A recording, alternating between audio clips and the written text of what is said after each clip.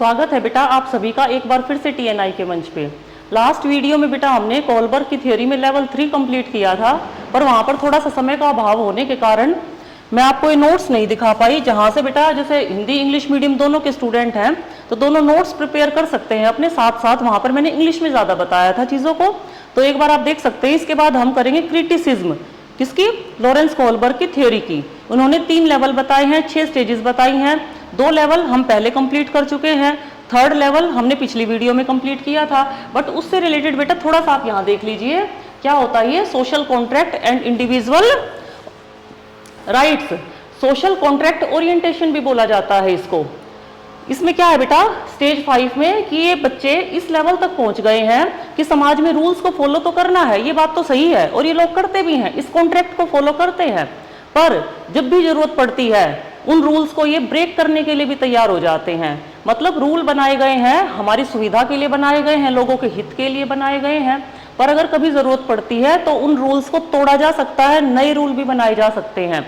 इस stage number 5 और 6 में बेटा इस टाइप के लोग रहेंगे, इनके सेल्फ चूजन प्रिंसिपल होते, अपने सिद्धांतों पर जीते हैं ये लोग। एक बार बेटा पीछे वाली वीडियो जरूर देखिएगा आप इससे पहले। तो बेटा ये है सोशल कॉन्ट्रैक्ट ओरिएंटेशन और social contract and individual movement भी बोला जा सकता है इसको, राइट्स भी बोला जा सकता है। ठीक है, तो यहां बात करते हैं किस चीज में भरोसा करते हैं कि rules can be change for individual benefit. किसी भी इंडिविजुअल के राइट के लिए रूल्स को बदला जा सकता है। जैसे कि रेड लाइट का एग्जांपल दिया था ना, रेड लाइट का एग्जांपल दिया था स्टेज 4 में। उसमें बताया था कि बच्चा बिल्कुल भी नहीं कहेगा किसी भी सिचुएशन में कि रेड लाइट को जंप कर दो, उसको ब्रेक कर दो, तोड़ दो, नहीं, कभी नहीं कहेगा। क्यों? क्योंकि रूल है, रूल को फॉलो स्ट्रिक्टली करना है। स्टेज 4 के बच्चों की ऐसी मोरलिटी होती है। पर स्टेज 5 में आने के बाद अगर सेम सिचुएशन है, कोई हार्ट पेशेंट है, उसको हॉस्पिटल लेके जाना है, तो ये क्या कहेंगे ये लोग कि रेड लाइट को तोड़ दो, और जैसे ही मौका मिलेगा लेफ्ट राइट देखा और रेड लाइट को जंप कर जाएंगे। ये बेटा इस रूल को फॉलो नहीं करेंगे, रेड लाइट जंप बिल्कुल करेंगे। ठीक है, आगे बढ़ते हैं, एक बार स्टेज 6 का और देख लेते हैं। इन लोगों की मोरलिटी थोड़ी सी और हाई हो गई है, अब ये उस लेवल पर पहुंच गए हैं। पीछे वाले में तो क्या था, किसी इंडिविजुअल के राइट के लिए रूल्स को ब्रेक किया जा सकता है, जैसे रेड लाइट को जंप किया था। पर यहाँ पर क्या है, ये पूरे समूह की बात करते हैं, समाज की बात करते हैं, ये अपनी जान तक देने के लिए रेडी हो जाते हैं। अगर ऐसी सिचुएशन आती है कहीं पर भी कि मेरे अकेले की जान जाने से दूसरे कितने सारे लोगों की जान बच सकती है, उस स्टेज पर भी आ जाते हैं लोग। इसके मैंने कुछ एग्जांपल्स लास्ट वीडियो में दिए थे बेटा, आप वहां से देख सकते हो। तो क्या है बेटा, इस लेवल तक बहुत कम लोग पहुंच पाते हैं, यहां तक बहुत ही कम लोग पहुंच पाते हैं। सबकी मोरलिटी इतनी नहीं होती। स्टेज 5 तक तो फिर भी पहुंच जाते हैं, पर स्टेज 6 तक बहुत कम लोग पहुंच पाते हैं। ये ऐसे होते हैं बेटा चाहे इनको कानून के खिलाफ खड़ा होना पड़े, ये कानून को भी तोड़ देते हैं नए नियम बनाने के लिए। ये अपनी शर्तों पर जीते हैं, अगर इनको कुछ गलत लगता है तो गलत है, बिल्कुल अड़ जाएंगे, चाहे मेरी जान ही क्यों ना चली जाए। ठीक है, लास्ट वीडियो जरूर देखिएगा बेटा, उसमें पूरा डिटेल में मैंने इन चीजों को समझाया है। आगे देखो, आज हमें करना है एक पॉइंट और करते हैं बेटा। यहाँ पे क्या होता है इसमें, जैसे कि लेवल 1 में मोटिवेशन और कंट्रोल दोनों के दोनों एक्सटर्नल होते हैं। लेवल 2 में मोटिवेशन इंटरनल होता है, बट जो आपका कंट्रोल होता है वो एक्सटर्नल होता है, क्योंकि रूल्स को फॉलो कर रहा है बच्चा, वहां पे रूल्स को ब्रेक नहीं कर रहा, जो बड़ों ने बनाए हैं नियम उनको फॉलो कर रहा है। ठीक है, मोरल रियलिज्म है वहां। अब जब लेवल 3 में आ जाते हैं तो ये लोग कैसे होते हैं, सब कुछ इनका इंटरनल होता है, कंट्रोल भी इंटरनल है और मोटिवेशन भी इंटरनल है। इनको रूल मानने हैं तो मानने हैं, नहीं मानने तो नहीं मानने, और कंट्रोल भी इनका खुद का ही होता है। एक ही इंपॉर्टेंट पॉइंट है यहाँ पे, स्टेटमेंट बेस्ड क्वेश्चन बन जाता है, इससे ध्यान रखिएगा। अब देखो जो आज का टॉपिक है हमारा क्रिटिसिज्म है। किसकी क्रिटिसिज्म है? कैरोल गिल्गन की। इन्होंने एक क्रिटिसिज्म दी थी, ये वाली क्रिटिसिज्म ये है इनकी, ये थोड़ा सा टाइपिंग में सारे एक पॉइंट बना दिए। सबसे मेन जो एग्जाम में आता है उसी पॉइंट को पहले बता रही हूं। वैसे तो काफी क्रिटिसिज्म है।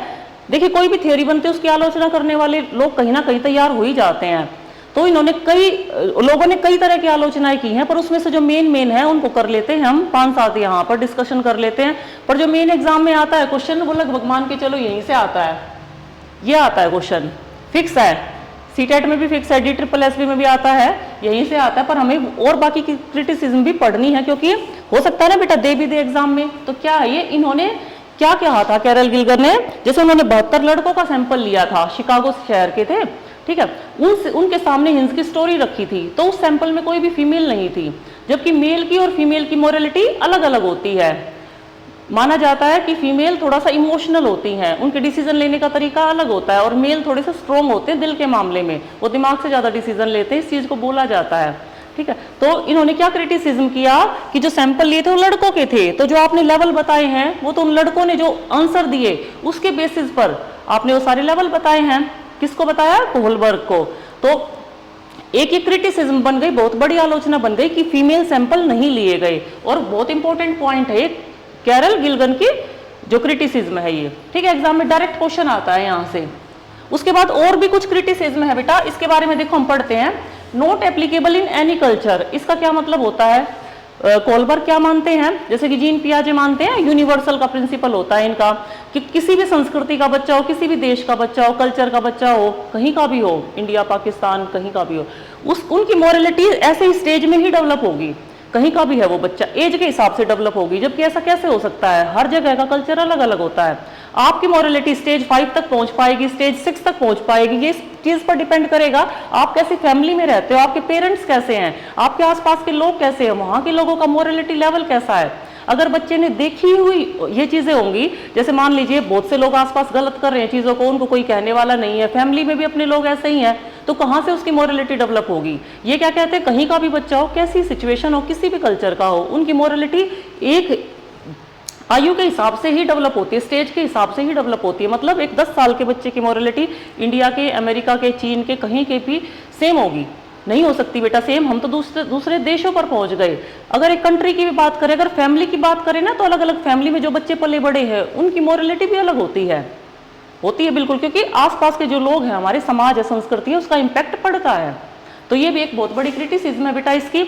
एक अगला पॉइंट क्या आता है क्रिटिसिज्म में, कि जैसे मान लीजिए बच्चों से पूछा गया था आप इस सिचुएशन में होते तो आप क्या करते, आप बताओ क्या करते, तो बच्चों ने आंसर दिया नहीं भाई मैं चोरी नहीं करूंगा, वाइफ को मरने दूंगा, मैं चोरी करूंगा, पुलिस के हवाले कर दूंगा, ठीक है। कुछ बच्चों ने कहा चोरी कर भी ली जैसे हिंद ने, तो क्या बेनिफिट हुआ, जब तक वो जेल से वापस आएगा तो उसकी वाइफ एक्सपायर हो जाएगी, तुम उसके साथ तो रह भी नहीं पाओगे।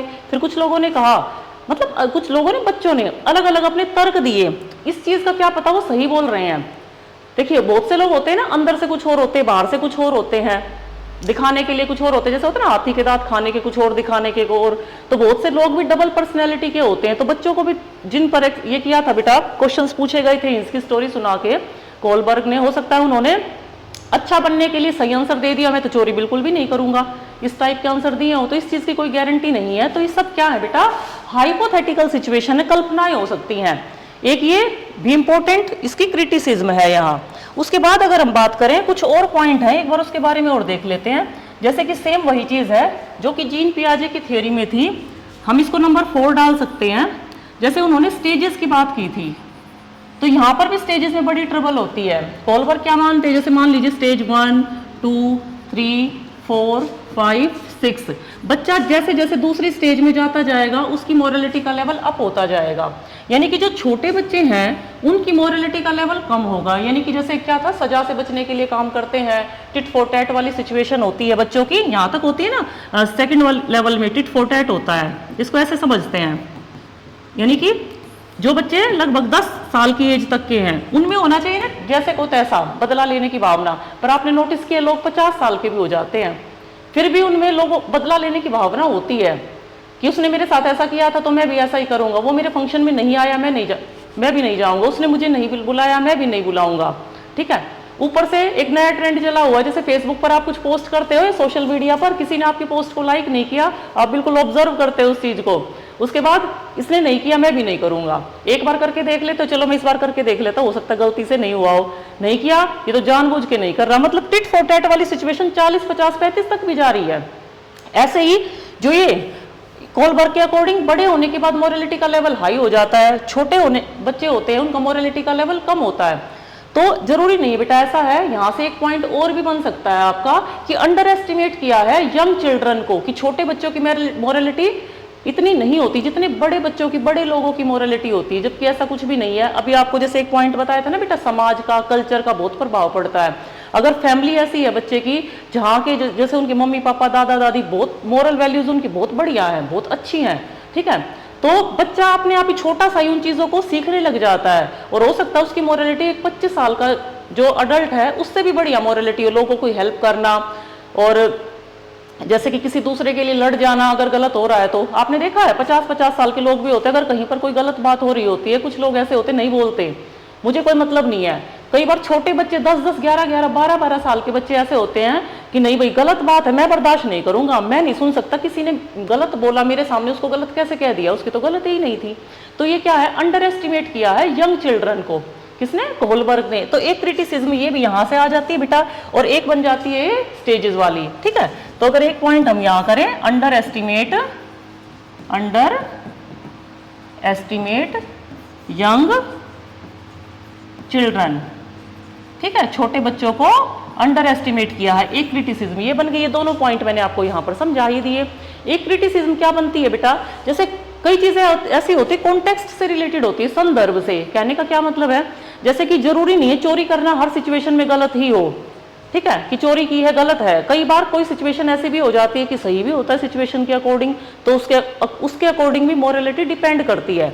तो एक पॉइंट आप यहाँ पे लिख सकते हो, पॉइंट नंबर 6 बना के लिख सकते हो बेटा, कॉन्टेक्स्ट, ठीक है। यहाँ पे स्पेस थोड़ा सा कम है और 1-2 पॉइंट लिखने हैं, इसलिए मैं नोट नहीं ओपन करना चाहती हूँ, साथ में ही हो जाएंगे आपके सारे पॉइंट। अगर एक क्रिटिसिज्म की और अगर हम यहाँ बात करें, देखिए कुछ जैसे फैमिली के इन्फ्लुएंसेस होते हैं, फैमिली का प्रभाव होता है कि हमें अपनी फैमिली के अकॉर्डिंग ही वो काम करना पड़ेगा, फैमिली को प्रायोरिटी पर रखना पड़ेगा। बहुत सी ऐसी चीजें आ जाती है कि हमारी फैमिली की हमसे क्या एक्सपेक्टेशन है। एक्सपेक्टेशन की बात थर्ड स्टेज में जाती है वैसे तो, गुड बॉय नाइस गर्ल वाली स्टेज में, पर कई बार बड़े होने के बाद भी 40-50 साल की एज में होने के बाद भी अगर पेरेंट्स हैं, फैमिली है, तो कई बार हमें मोरलिटी हम उस लेवल की नहीं दिखा सकते, जैसा कि कोहलबर्ग ने बताया है। जैसे मैंने अभी बताया ना, कुछ लोग ऐसे होते 40-50 की एज में भी गलत को गलत नहीं कह सकते, सही को सही नहीं कह सकते। हो सकता है उन पर किसी जैसे हस्बैंड पर वाइफ का, या वाइफ पर हस्बैंड का, या पेरेंट्स किसी का भी प्रेशर हो, नहीं बोल पा रहे वो, तो दब गई ना उनकी मोरलिटी। तो सारे पॉइंट अगर हम बात करें तो एक दूसरे से कहीं ना कहीं रिलेटेड है, ठीक है। तो एक कॉमन सी बात है बेटा, जो स्टेजेस की बात बताई है, जरूरी नहीं है कि छोटा बच्चा है उसकी मोरलिटी कम हो, बड़े जो अडल्ट है, अडोलोसेंस है, उनकी मोरलिटी ज्यादा हो, ऐसा बिल्कुल भी नहीं है। इसके अपोजिट भी चीजें हो सकती हैं। तो एक क्रिटिसिज्म है इसकी, और फेमस क्रिटिसिज्म बेटा कैरल गिल्गन की है, जो कि सैंपल लिए गए थे, सारे मेल सैंपल लिए गए थे, फीमेल सैंपल नहीं लिया गया था। इसके बेसिस पर जो जेंडर बायास है, ये पॉइंट आता है, यूं का यूं ये वर्ड आता है, जेंडर बायास का क्रिटिसिज्म किसने दिया था, ठीक है। तो इंपॉर्टेंट पॉइंट है। आज बेटा कोहलबर्ग की थ्योरी हमारी हुई खत्म, कल मिलेंगे नेक्स्ट वीडियो में नए टॉपिक के साथ, तब तक के लिए नमस्कार।